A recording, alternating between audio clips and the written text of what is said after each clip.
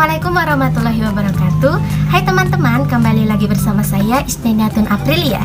Di dalam video kali ini kita akan membahas tentang siapa sih feodal dan proletar menurut Karl Marx. Dan tujuan saya membuat video kali ini salah satunya untuk memenuhi tugas mata kuliah Konsep Dasar Politik dan Bela Negara dengan dosen pengampu Bapak Panu Setiono MPD. Sebelum kita masuk ke materi, jangan lupa untuk like, komen, dan share video ini ya. Mendengar nama Karl Marx pasti udah nggak asing lagi ya di telinga kita. Beliau merupakan seorang filsuf, ekonom, sejarawan, pembuat teori politik, sosiolog, jurnalis, dan sosialis revolusioner asal Jerman teman-teman. Dan beliau ini lahir pada tahun 1818 di Jerman Barat dan meninggal pada tahun 1884 di London dalam usianya yang 64 tahun. Dan Marx ini teman-teman merupakan pemikir besar pada masanya, dan hasil pemikirannya yang terkenal yaitu materialisme historis. Di dalam materialisme historis ini beliau menjelaskan bahwa sesungguhnya masyarakat itu merupakan produk dari sejarah perjuangan kelas teman-teman. Jadi ngomong-ngomong tentang kelas nih pasti ada kaitannya dengan mata pelajaran sosiologi ya.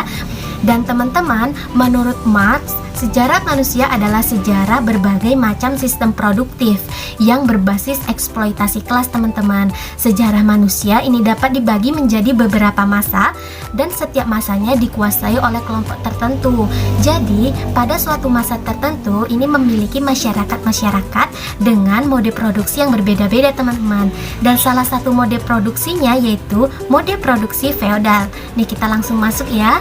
Jadi kata feodal ini berasal dari bahasa Latin yang artinya sama dengan fief, yaitu tanah, sebidang tanah yang diberikan dengan sifat sementara kepada seorang vasal sebagai wujud imbalan atas pelayanan yang ia berikan kepada penguasa sebagai pemilik tanah tersebut. Jadi inti dari pembahasan feodalisme ini teman-teman, sebidang tanah di mana manusia itu tinggal. Dulu pada zaman feodal ini tanah memiliki peranan yang sangat penting karena seseorang dapat dikatakan berkuasa jika memiliki modal utama, yakni sebidang tanah yang akan berkembang menjadi sebuah wilayah. Dan dalam paham feodal ini teman-teman, kekuasaan absolut berada di tangan raja dan raja berkoalisi dengan kroni-kroni di bawahnya. Kekuasaan absolut ini meliputi seluruh isi negara teman-teman, baik kekayaan alamnya, bumi dengan segala isinya, bahkan semua yang bergerak di atasnya adalah milik raja teman-teman. Setiap harta milik rakyat pun jika raja ini menginginkannya tidak ada seorang pun yang dapat menghalanginya. Bahkan jika seorang rakyat memiliki anak gadis dengan paras yang cantik dan sang raja ini ingin menjadikannya seorang selir, mau tidak mau, rela tidak rela, si anak gadis ini harus mau teman-teman. Setidaknya ada 4 komponen utama dalam membentuk sistem ini. Yang pertama yaitu pemilik tanah. Biasanya seorang bangsawan yang berasal dari keluarga raja maupun kalangan agamawan. Yang kedua yaitu vasal. Vasal ini merupakan kaum bangsawan yang memberikan jasa kepada seorang raja dan raja ini memberikan balasan imbalan berupa tanah yang disewakan. Biasanya vasal ini memberikan jasa berupa dukungan militer teman-teman. Kemudian yang ketiga yaitu tanah yang disewakan. Biasanya berupa lahan-lahan pertanian. Kemudian yang keempat yaitu penggarap tanah. Ini petani teman-teman. Jadi kalangan bawah ini mengerjakan lahan pertanian dengan status tengah budak.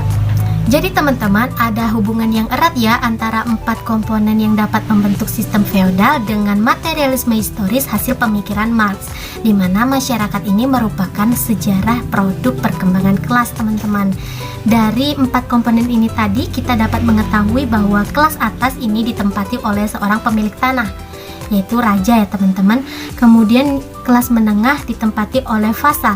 Kemudian kelas bawah ini ditempati oleh seorang petani, penggarap tanah teman-teman.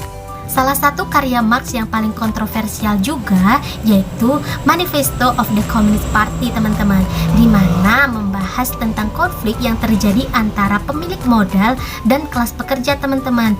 Dan kelas pekerja ini merupakan salah satu topik yang kita bahas ya, yaitu proletar. Dalam artian Marx, proletar adalah kelas kedua setelah kelas kapitalis yang hidup dari hasil gaji kerjanya teman-teman. Banyak stereotip yang memandang bahwa proletar hanya terbatas sebagai masyarakat kelas rendah. Pekerjaan mereka tidak terlepas dari petani, buruh, nelayan, dan orang-orang yang berkutat dengan pekerjaan tangan. Nah, jadi teman-teman, proletar ini merupakan orang-orang yang tidak dapat menciptakan lapangan pekerjaannya sendiri, sehingga mereka bekerja dengan kelas majikan yang berpandangan kapitalis ini, teman-teman. Kelas majikan bekerja untuk meraup laba sebesar-besarnya, sehingga kelas proletar ini sering dijadikan target eksploitasi para majikan yang berpandangan kapitalis ini, teman-teman. Dan menurut Marx, eksploitasi yang dilakukan oleh para borjuis atau kelas-kelas majikannya ini tadi terhadap proletar akan mendorong para proletar untuk bersatu dan bertarung merebut hak-hak kepemilikan alat-alat produksi.